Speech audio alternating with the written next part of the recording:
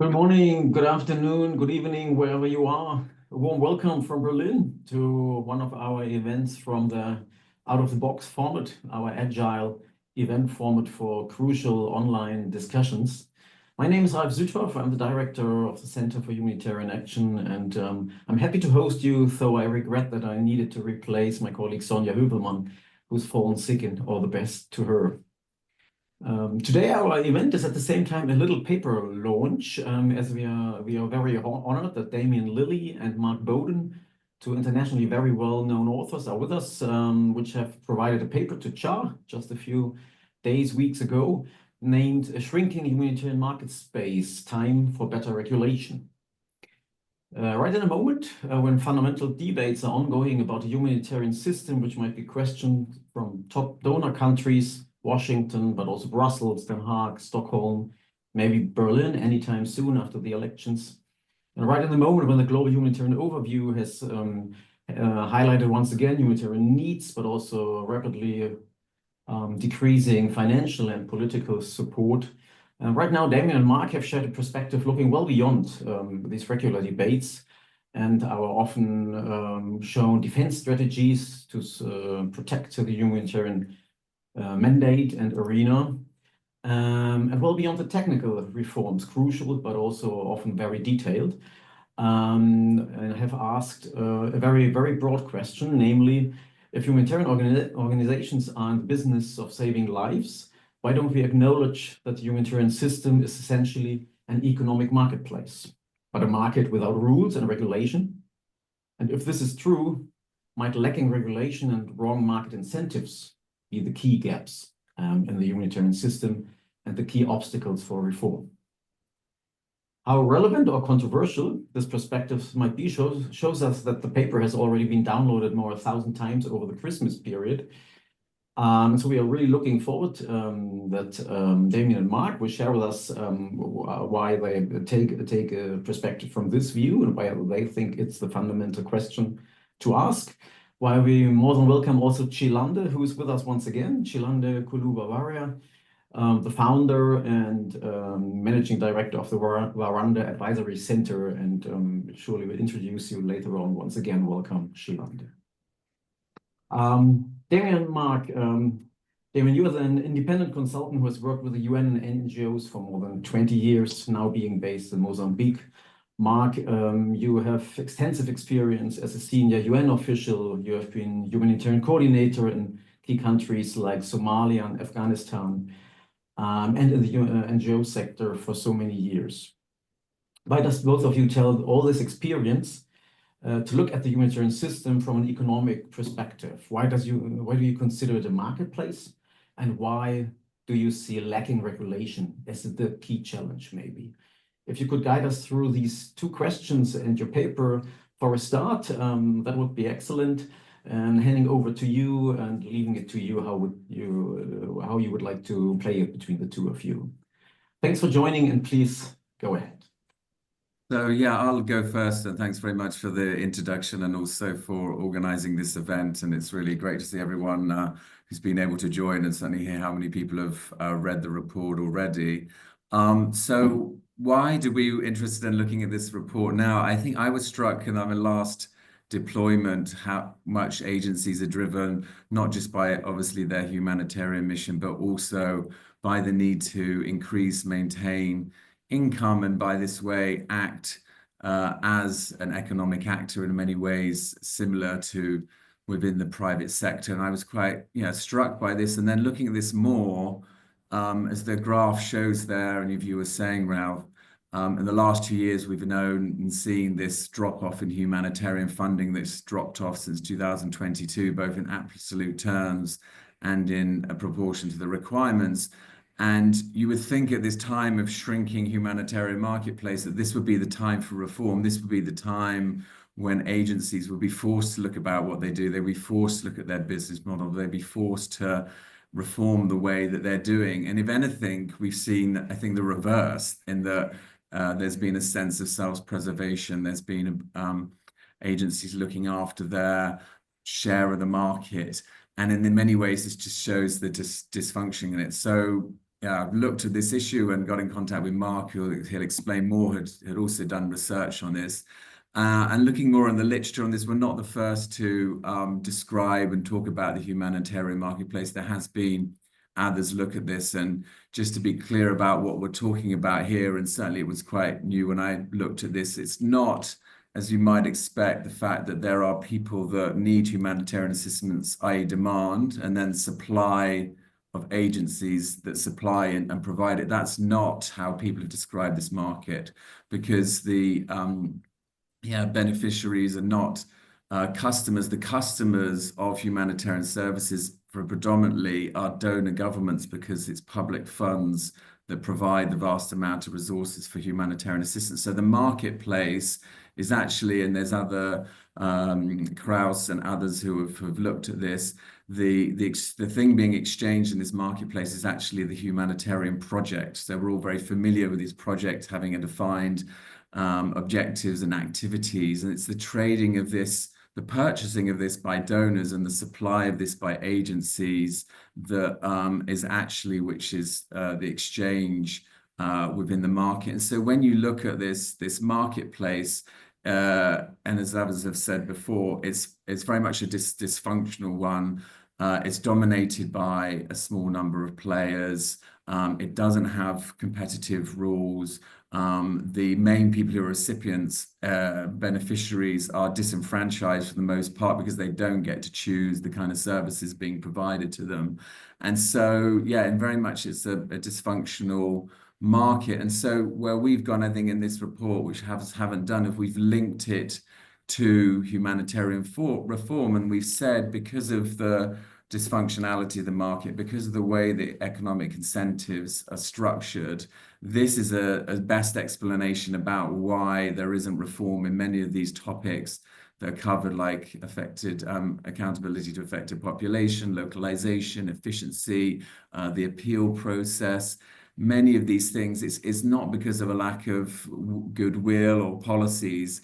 It's really, when you look at the economic incentives that are structuring the marketplace, this is the main impediment, and this is the argument that we make in the report.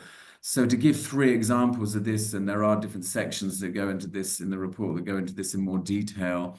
The first of these is around localization, and I think everyone is, extremely familiar with the topic, making sure that local actors are both included and represented and participate in the response. And there's been countless policy commitments, strategies, and you look at, no one would ever disagree that localization is not a good thing.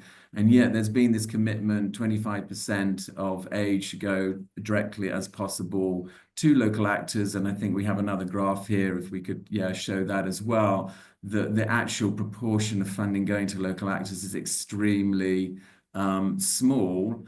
And then you have to ask the question, is it because, it's not because of people don't think this is a good idea. Our argument is that it's because the economic incentives are structured in the wrong way. And ultimately, UN agencies and international NGOs, despite having these, policies and commitments, they are competing with the same organization for funding. And therefore, they don't really have an incentive to change their business model. Now, if they change their business model where it was a comparative advantage for them to do so, and that enabled them to get more money from donors, perhaps they would, but they're not, they're not required to do so. There's also there's very limited financial transparency about what actual funding is going to these local partners. There's no way to know all the indirect funding, whether they are giving more.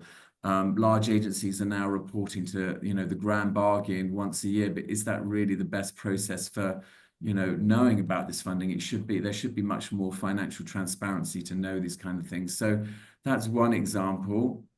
The second one we look at is around innovation and risk aversion. And so innovation, again, it's one of these areas. There's been many things said about the importance of innovation. There's been innovation labs, innovation strategies, lots of things that have been shown the importance of this. But when you look at it, we quote one research, the extremely, I think it's 0.2% of agencies' funding actually go on innovation. And if you look in the humanitarian sector, I think something I've been quite struck by is the lack of innovation. You've seen cash transfer and a big change to that, but it's quite difficult to think of many other big changes in the aid sector that has shifted the way that in an innovative way. And so it's not surprising when such a small amount is spent on innovation and research and development. This is a function that drives all big private sector companies, and yet there's no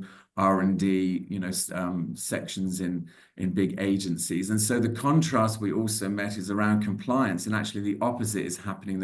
And everyone's quite familiar with it, risk management, fraud, aid diversion, PSCA, all these kinds of risks. Agencies are required to invest an enormous amount in compliance, but when compared to innovation, it shows where the skewed kind of way in which the marketplace is structured. It means that you have to spend a lot more on that.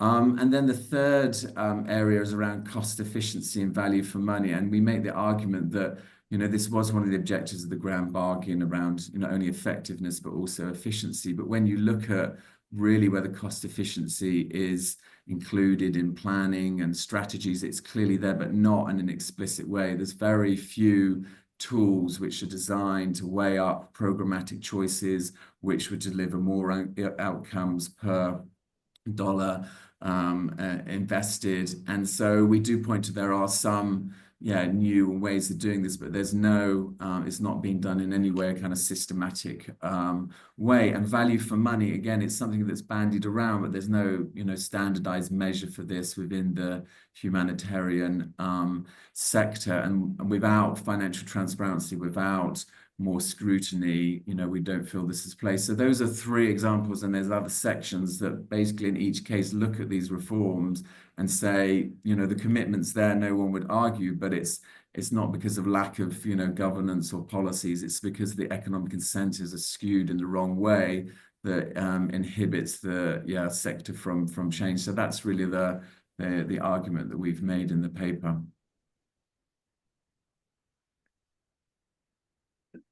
Let me sort of just add a few points to this. And again, thanks for arranging this session. And I'm sort of delighted that so many people have decided to look at the paper and to join in the discussion.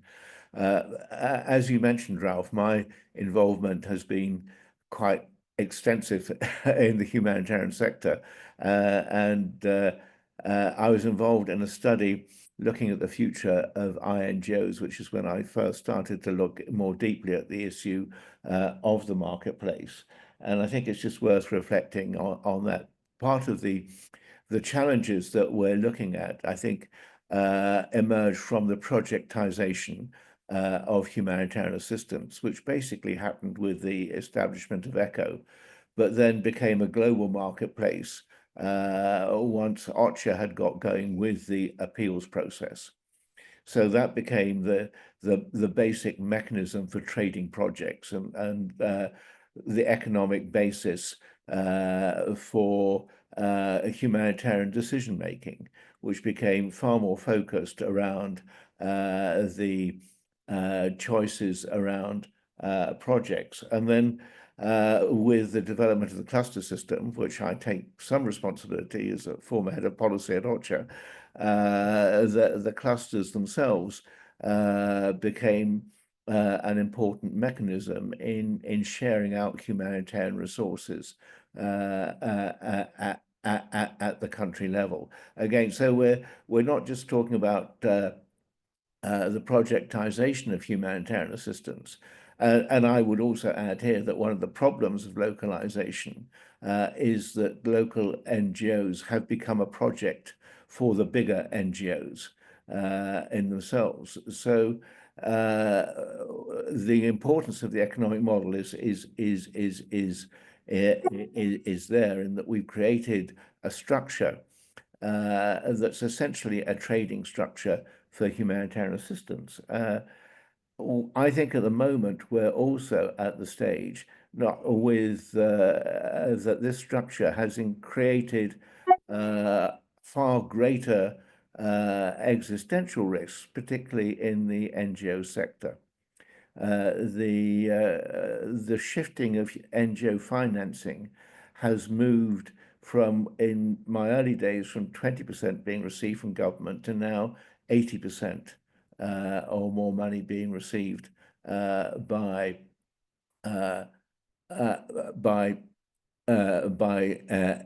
NGOs received, and that's focused, as has been shown by in various studies, on 10 countries by and large. So we're actually moving into a far higher risk business model for agencies, where they're both dependent on humanitarian assistance, and that's clustered around a relatively small group of countries.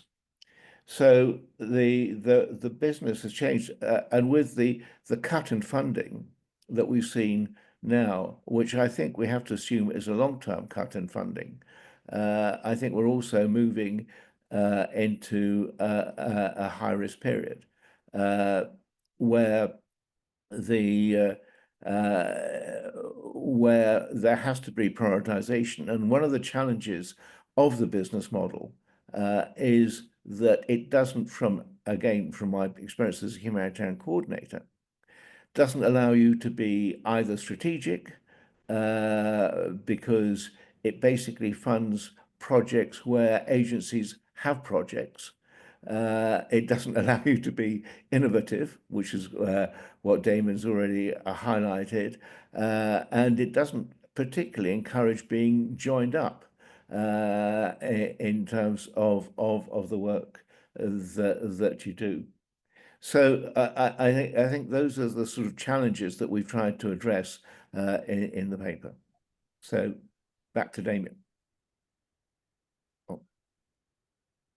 Yeah, maybe just picking up the last bit. So yeah, the two main arguments to be made. One is around the economic incentives and the dysfunctionality of the market skewing reform. And then what we look at in terms of a potential solution is better regulation. And so we go through in the paper and outline how agencies are ultimately being regulated at the moment. And so obviously many of them are charities or UN agencies, and they might have to report to their executive boards. They might have to fulfill certain requirements in working in particular countries. And then many of them have adopted means of self-regulation. I think everyone is familiar with the many codes of conduct and statements and commitments. And this is what we heard a lot from the people that we discussed, is that obviously many of these are extremely welcome and have led to changes within the humanitarian system, but they're ultimately voluntary. There's very little enforcement mechanism. So it might be very well and good that there's commitments made to localization or any other issue, but ultimately it relies on the motivation of the agencies themselves to implement these things. And so what we say is that ultimately, the humanitarian sector is poorly regulated, and this is precisely why you get this dysfunctioning marketplace and why you get these skewed economic incentives. And so we make a call in the paper for better regulation. Better regulation on the one hand, and this is what, I'm not an economist, but this is what economists, this is the tool that you have to rectify market failures and change the behaviors. And so regulation on the one hand to increase, competition where competition is necessary. We have another slide here that shows that in each of these sectors, it's the large agencies that are receiving a vast proportion of the different funding in these areas. It's obviously not allowing competition to smaller agencies, that just being one of them. So ensuring a more level playing field, ensuring better competition processes like pooled funds in which agencies have to compete do have elements of competition, although often it is just skewed in the way of large agencies. So regulation on the one hand to increase competition when competition might play a useful role, but then as Mark was saying, that the way it's structured, the market also has increased risks or inhibits oversight and accountability. It basically excludes beneficiaries from playing any role in it. So regulation to, in some ways, control some of these harms. So yeah, our proposal is for better regulation to address these concerns. Mm-hmm. Many thanks, Damian and Mark. Maybe quickly jumping in to highlight what you've also shared in the paper from an economic perspective, and to make sure the understanding is correct. I mean, taking your economic view, is it fair to say you see it as a key issue that on the one hand, we have to discuss it as a marketplace, but due to lacking regulation, for example, different to a regular market, we don't have the demand defined by the customers, the affected populations or local agencies, but the demand is defined by the very agencies who want to provide the supply. Very concrete example, the humanitarian response plans, etc., are fed into by, in particular, the big NGOs and the big UN agencies, and often criticized for being very mandate and sector driven, not necessarily by, for example, neutral joint assessments by independent party. Or one other example from the graph also shared while you were speaking, the ones who do regulate in some ways the market, the cluster leads on the coordination side, are apparently, at least if you look at the financial figures, the one benefiting to the largest extent by the funding then provided to the very same ones who are leading these coordination fora. Is that one of the key points where you look into and say, well, that's a market dysfunction and we need a regulation to fix these challenges? Is that a fair summary? Yeah, I would say, yeah, I think that's the nub of it, is that the customer in this instance is mainly donors, and as was said by Mark, increasing proportion of funding for these large agencies is coming from those rather than the private individuals. From private individuals, the agencies who benefit MSF and others from that have much more latitude to the kinds of choices they can make. But if you're beholden to donors, and we've seen what's just happened in the US, the freezing of aid. Can you imagine the consternation this is causing in agencies today about how they're going to contend with this, as they're being, on the one hand told it's a supply-driven thing, how certain aid would be provided. And then many of the large agencies that they do provide, principally being the large UN agencies or a small group of NGOs, because they receive a large proportion of funding, they're the ones in collusion ultimately with donors,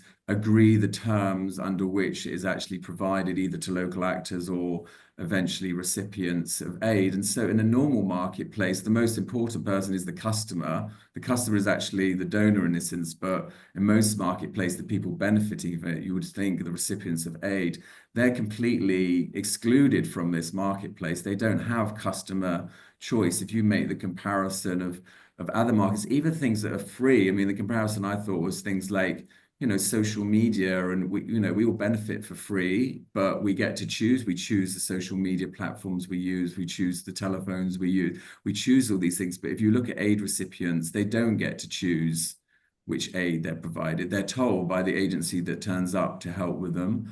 They are not able to define, the kinds of assistance. They're very poorly involved in the design of programs. And so they're excluded. And even the worst side of it, and for me, this is the worst, part of the marketplace, is branding. Their misery is branded and sold to the ultimate customer, which is either donors or the public. And we obviously have to use their terrible stories to, gain more attention, but by branding the assistance and putting our logos, or it commercialifies their suffering in some ways. I think if you look at it from them, it's the reform of the marketplace should be about empowering them and giving them, customer choice. They do these feedback mechanisms, but they put their little message in a box saying, I don't particularly like the assistance that I'm provided with, but it rarely leads to much of a change. So yeah, the reform of this is really putting the aid recipients in the driving seat and changing the balance in their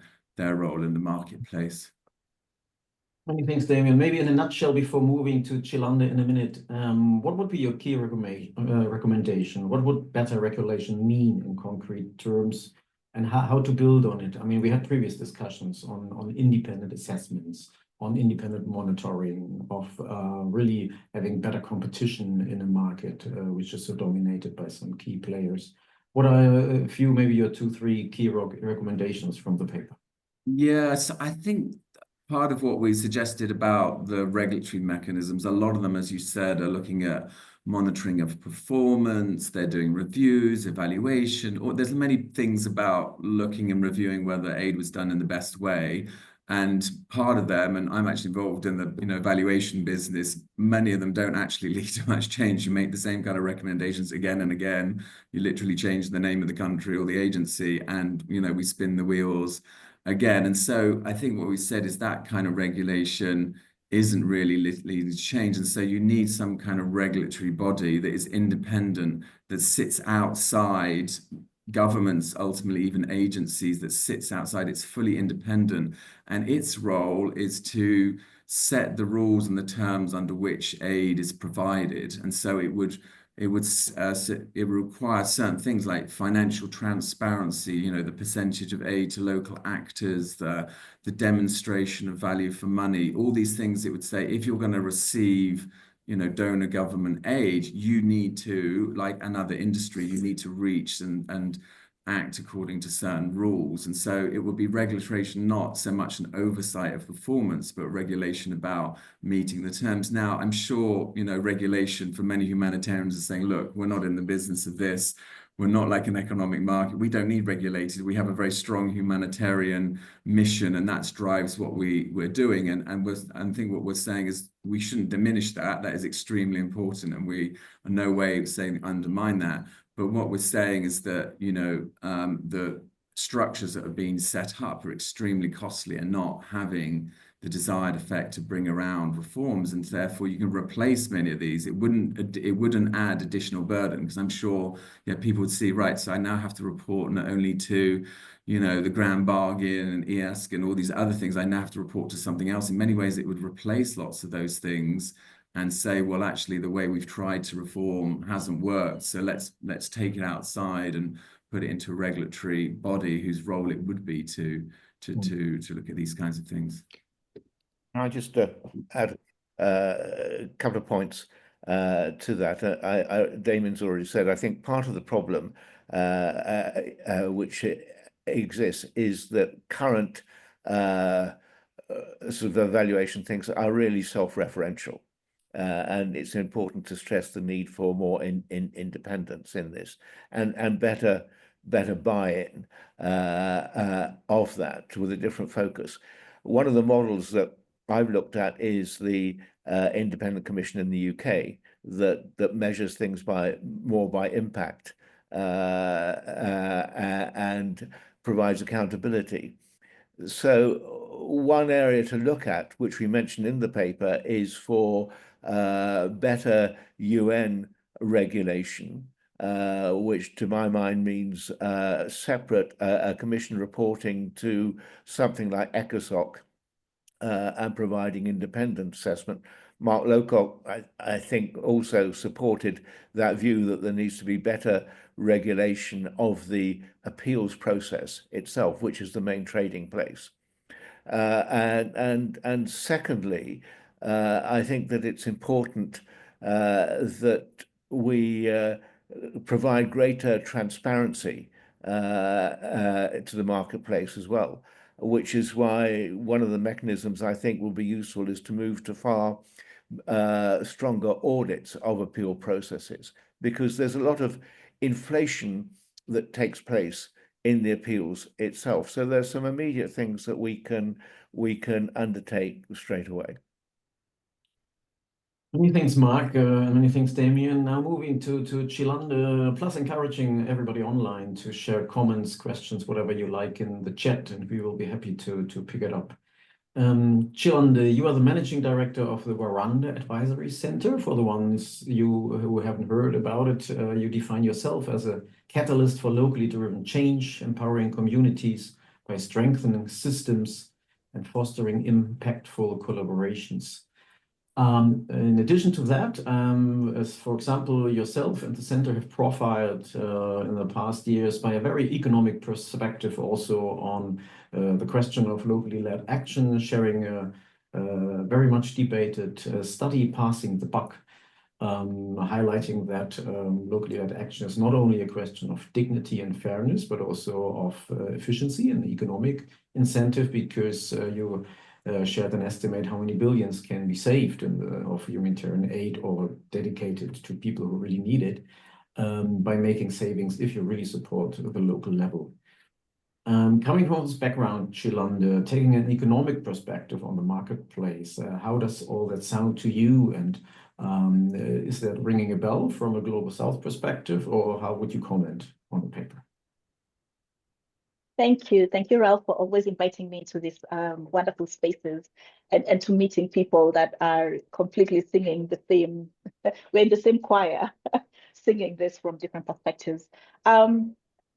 Mark and Damian, thank you very much for putting up these thoughts. As I was reading through your report, I kept many times I wanted to stand up and just clap and say, yes, we're finally being seen in a powerful way that hopefully will get people to think a little bit deeper, because we're still thinking, unfortunately.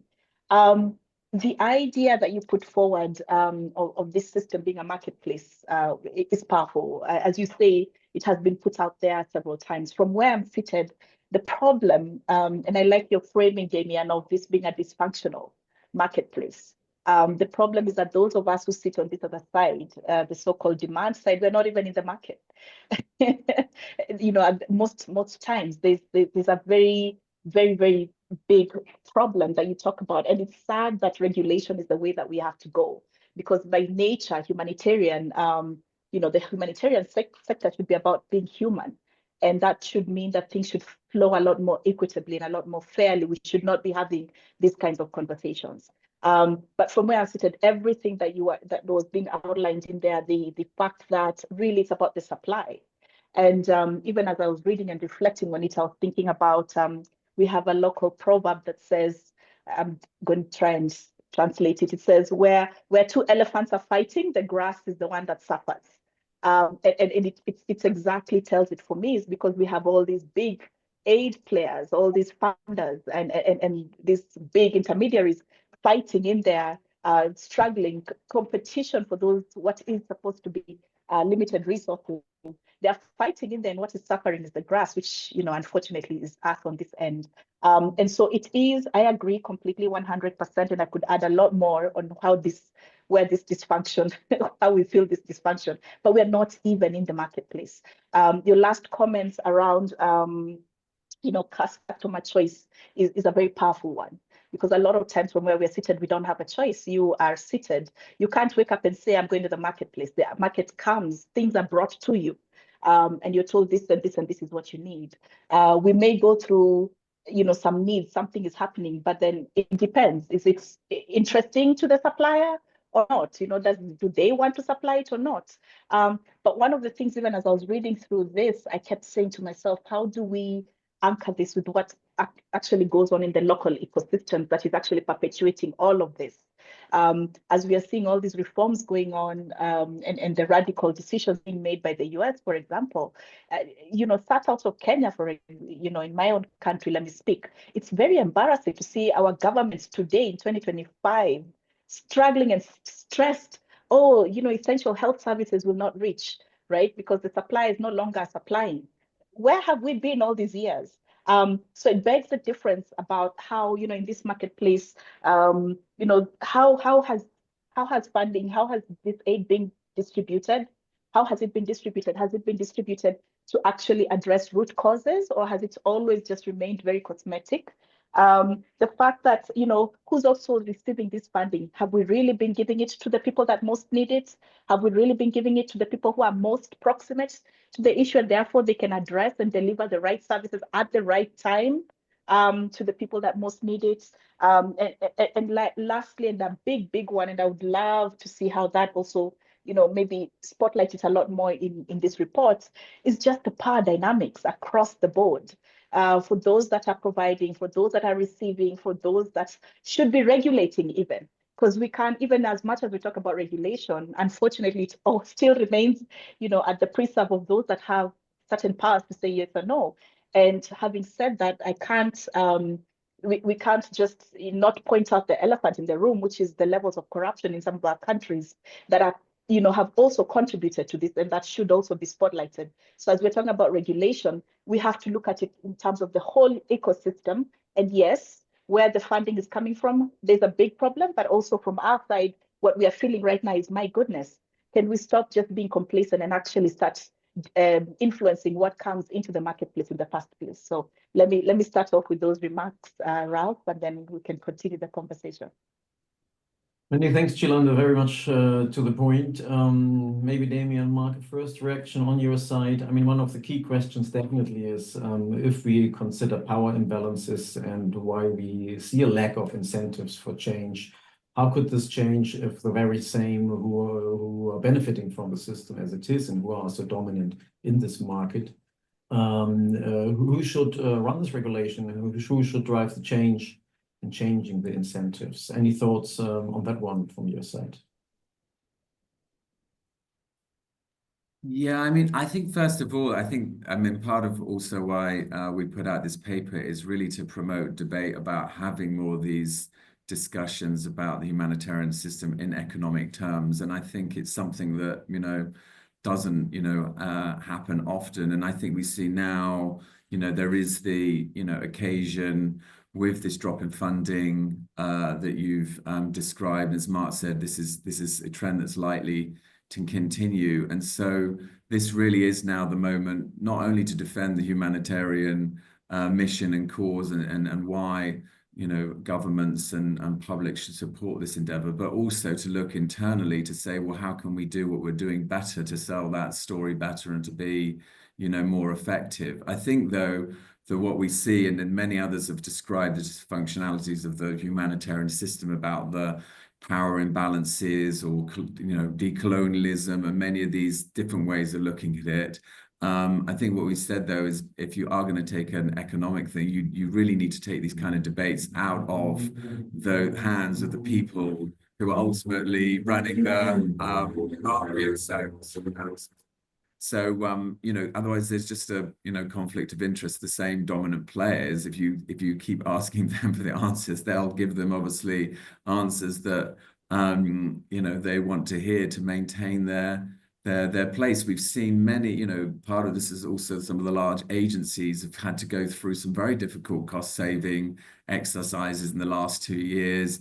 And, a lot of that is a lot of how they dealt with their workforces to protect people's jobs. And that's very understood. But, if you're really going to have a serious discussion about this, it really needs to start outside and ultimately with the end goal that any form of regulation would be fully independent and not involved in those players who ultimately have their vested interests.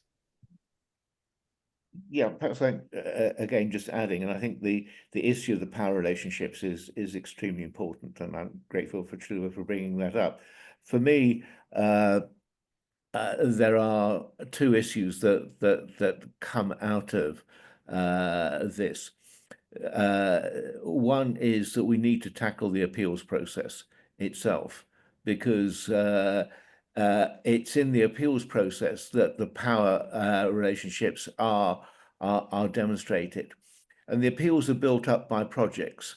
And have we got the right model for providing humanitarian assistance? I think Sudan, Myanmar, a number of other countries now suggest that it's not, and it's a model that's being rejected by local organizations, that we have over-projectized our work, and that requires a more fundamental look at the model itself.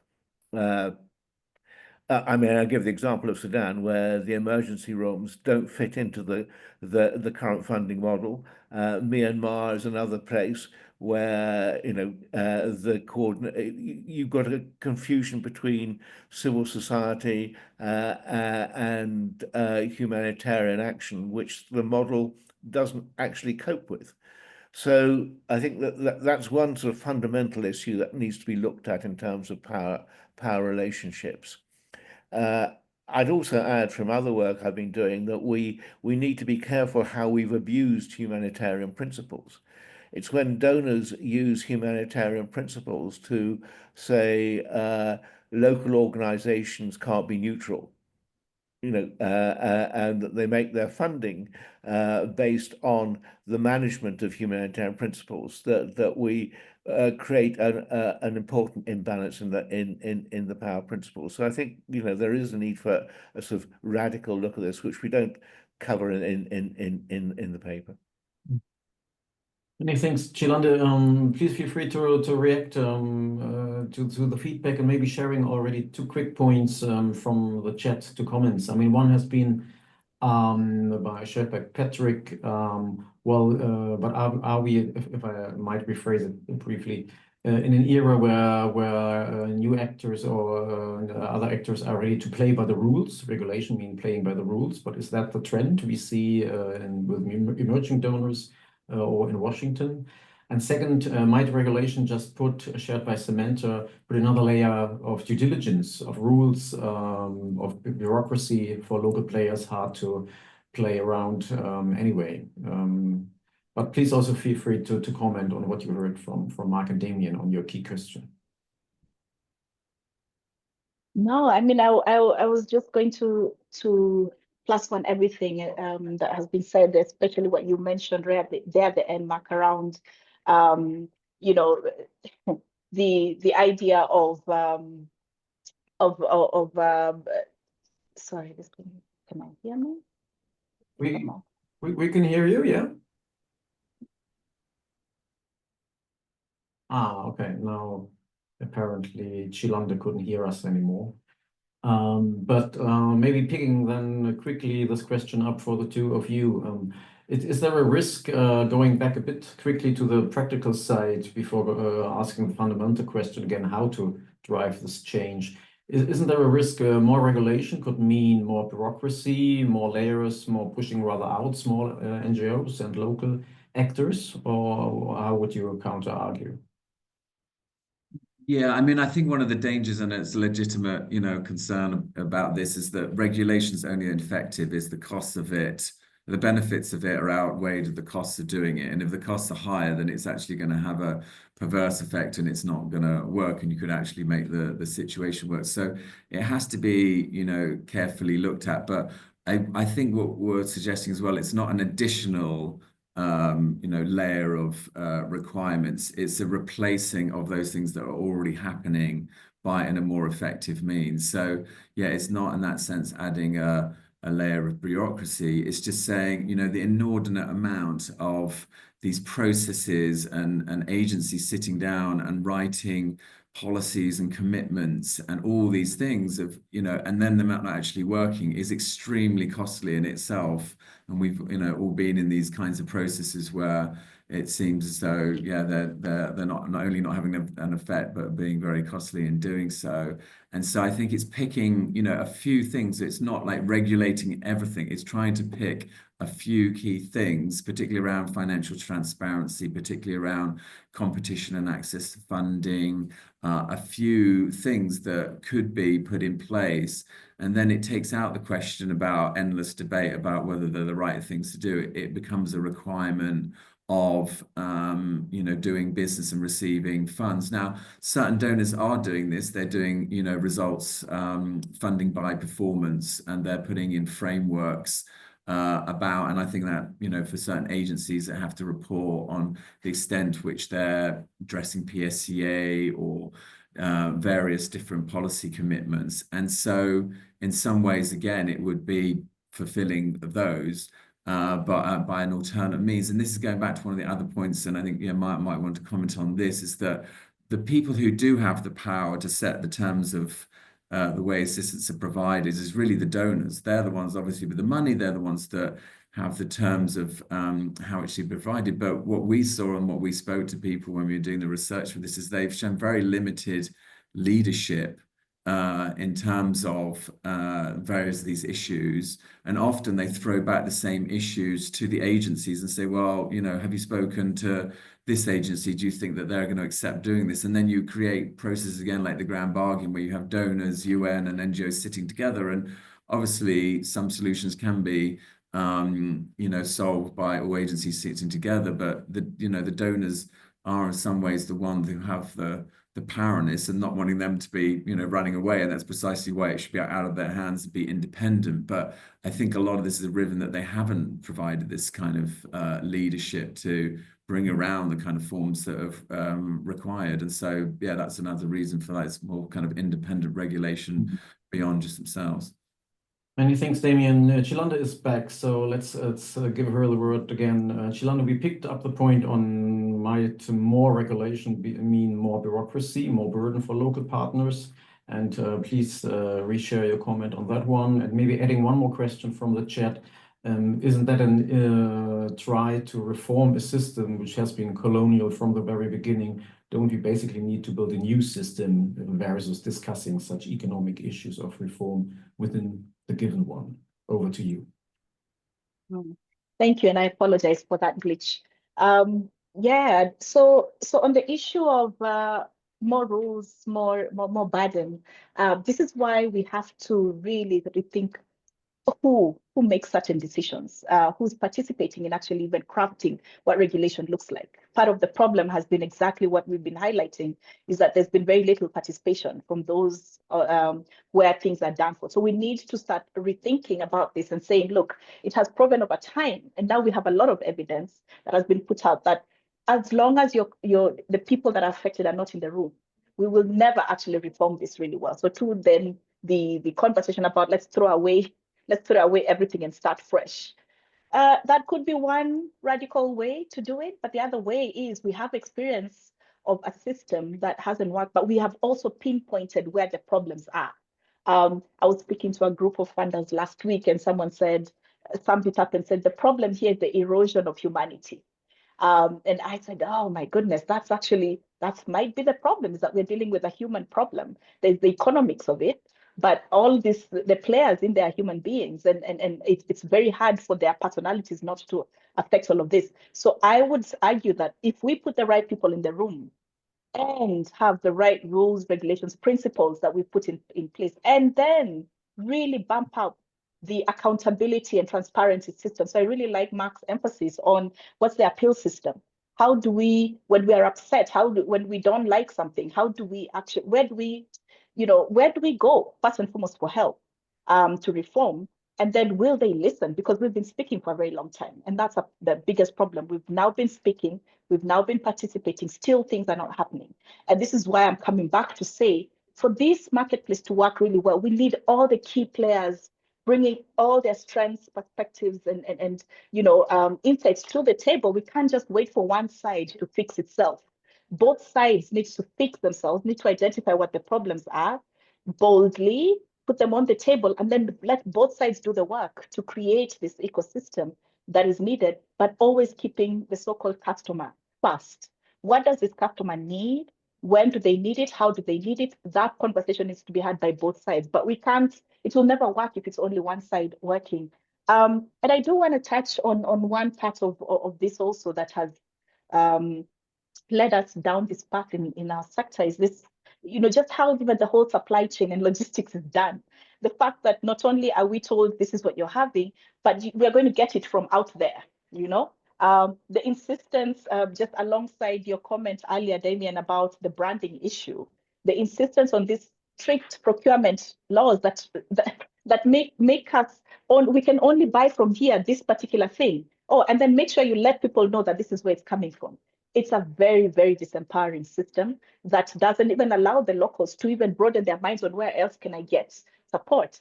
In some of our countries, we believe that health is only provided by this country, or education is only supported by this country. That should not be the case. Those kinds of things continue to make this whole, the marketplace just completely dysfunctional, So I just wanted to add those, and then I can keep talking for long, but I see we have 10 minutes, so I'll give some people a chance to speak.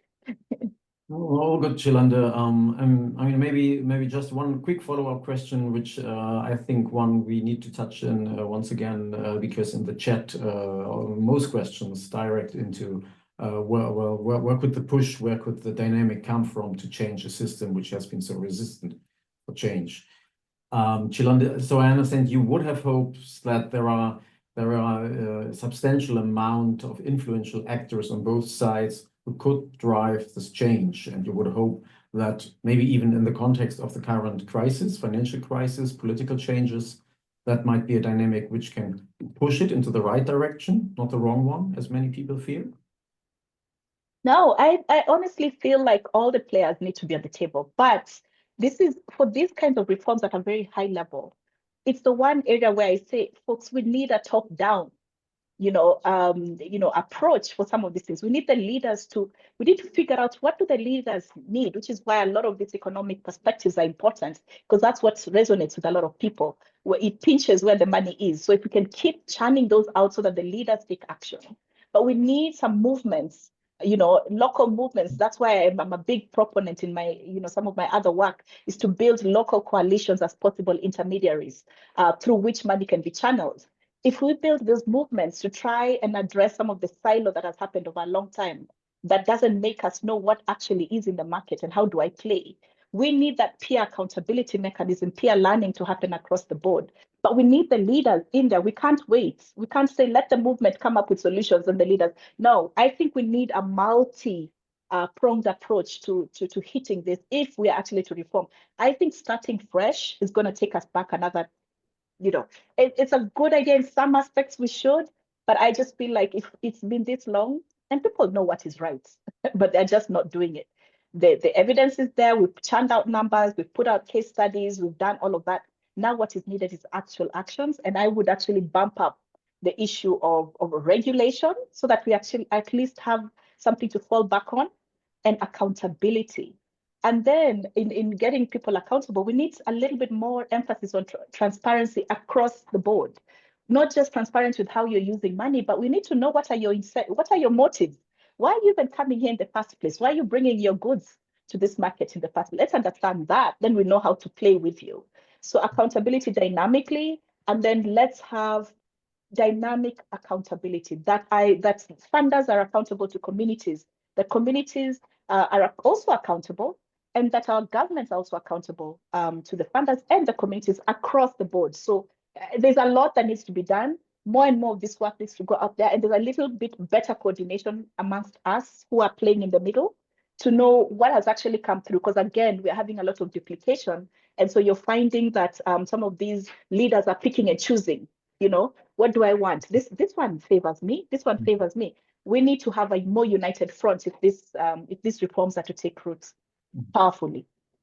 Many thanks, Chilane. Mark, maybe directing a follow-up question on you, as you picked up so helpfully the example of the appeal processes, on defining by that what is allegedly needed in a given crisis, and as the actors in this process are usually the dominant ones who want to provide the supply also, maybe rather driven by their mandate and what they have on offer.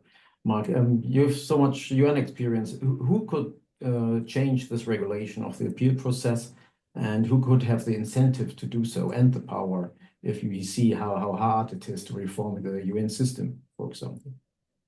Thanks, Ralph. Well, I mean, also looking at other comments in the system, particularly from Marcus Gieser and things, it reminds me that we need to look at reform amongst the donors as well. The Good Humanitarian Donorship Initiative, I think, is basically broken. It's become a technocratic instrument rather than a useful tool that it's set out to be in terms of getting common agreement on the value and independent support for a humanitarian action. So normally I would have said that the impetus for change in the appeal system should come from the collective view of donors, but their own instrument is not very effective at the moment. There are some very simple things that could be done to remedy that, which is to raise the level of debate and discussion in the Good Humanitarian Donorship Initiative. It's currently the only collective forum for donors, but it's basically run at the second secretary level. To change the political dynamic amongst donors, I think would be important. Talking to donors, they themselves feel disempowered in terms of the influence they have on the agencies, funds and programs on their boards. So there's a big problem in terms of creating sort of a dynamic for change. What it does need is some, and added to which, sorry, I should say, not being overly negative about this, but with the rise of populist governments across Europe, we have far less support for humanitarian action. So we do need some enlightened donors to try and reboot the donor system to start challenging the humanitarian system. The other mechanism is to make greater use of the UN broader structures to look at the reform of the humanitarian appeals process. The emphasis needs to come from member states in that case, and I mean, ECOSOC, which is also always seen as very boring, but which I used to have to deal with a lot, actually is the natural platform for that, and to bring in a wider constituency other than just donor actors. So I think those are the sort of drivers that need to be taken forward. Many thanks, Mark. As time is running out, Damian, maybe a final word, maybe also on the from your side, and then a final word from Chilande. What's your take? I mean, it sounds a bit like you had hopes that the crisis is rather a dynamic which could help for reform, that especially donor capitals might really look for change because they see how weakened the system is, and they really need to deliver in some ways, maybe in the face of right-wing governments. Is that your take? Does that give you hope? Yeah, I mean, I think that there's been a number of comments at the side, I think, about the, the wider power dynamics going on, the need for kind of bottom-up approaches and all that I would, fundamentally, agree with. But I think, what we try to show in this paper as well, I mean, my sense is some of that stuff is like the bigger reform start again needs to happen, but I don't know how realistic it is. And so I think what we've tried to show is that, we need to have a debate about the economics of the humanitarian system. Regulation is not a panacea, and be clear about that, but it could make a small contribution with making a few regulatory steps that could have quite a big impact. Economics talks about this nudge impact. You change a small thing and it has a much bigger impact. I think that's some of the proposals that we've tried to put forward, notwithstanding this kind of bigger problem. And maybe the other thing is that now with this decrease in donor funding accelerating, if anything, Western public certainly being less supportive, certainly the governments, about humanitarian aid. Now, one way of dealing with this is about reinforcing the humanitarian message and speaking up for disempowered communities and people in crisis, and we have to continue to do that. But I think trying to take a situation of a threat and turning it into an opportunity, this is also the moment to relook at the kind of business model about the way that we're working, and to try and have a serious discussion about the economics of it, and try and change the business model and have all these discussions about, efficiency, value, money, and things that are pretty alien in terms, I think, for humanitarians, but no less important. And I think we started to see it. I mean, the prioritization boundary setting within the GHO is one sign. A lot of these, there's a lot more I've seen it in, appeals and others, just talking about cost efficiency and these issues that I think didn't happen in the past. And somehow we need to embrace that and try and find at least some small solutions and not, run away from some of the bigger ones. Mm-hmm.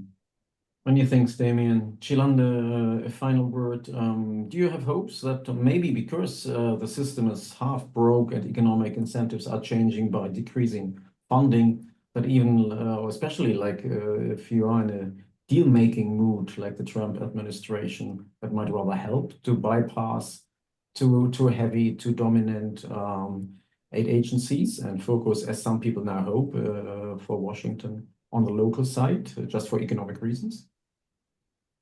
Well, I'm a forever optimist, Ralph. It's the only way to survive some of these conditions we're in. So, we, coming from this place, resilience is the thing. So we never say never. We keep going until you're down, down, down. I think, yes, I think all of these debates we must continue to have, but we also need, in any good marketplace, we always need alternatives. And that also needs to be looked at. And I like that, at least in this paper, you're talking about alternative funding models as well, and starting to spotlight what those are. The reason why this power has continued to be in there for so long is because they know that they are these saviors, right, for a very long time. What happens if we shake that up? And we need to shake it up. And so things like we need to start thinking about leveraging things like technology and innovating with technology. We really need to start bringing in the media properly.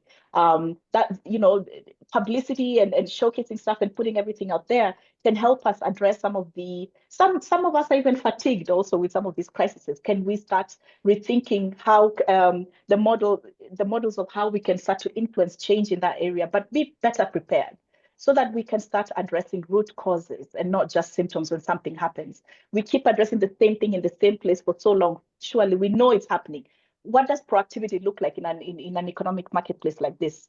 And those questions are not always being looked at. It doesn't feel that way anyway from this end, but really think about, yes, we need the donors to act, we need them, but we need our global majority governments also at the table. These people sometimes are letting us down. And I come from Kenya. We've been making a lot of headlines lately. So you know that we are trying very hard to rethink how are these people actually keeping us in that same position and not helping us, take back the power that we need to actually play a lot more fairly. It's not all going, I can't overemphasize, it will not all just come from one side. All the players need to play and play actively and proactively in this, leveraging technology and innovation in this, and really looking to the media to come in strongly in a more progressive way, productive way. So that's how I'll end my thoughts, Ralph. Thank you very much for the opportunity, everyone. Thank you so much, Chilanda. Thanks so much, Damian. Thanks so much, Mark. Many thanks to the audience investing, at least in Europe, the lunch break, and everybody else investing your time for listening in. I hope it has been inspiring and a good start off the year in fundamental questions we need to look at in the years to come. And thanks for being an optimist. Stay an optimist following Chilanda. All the best. Take care. Have a nice day.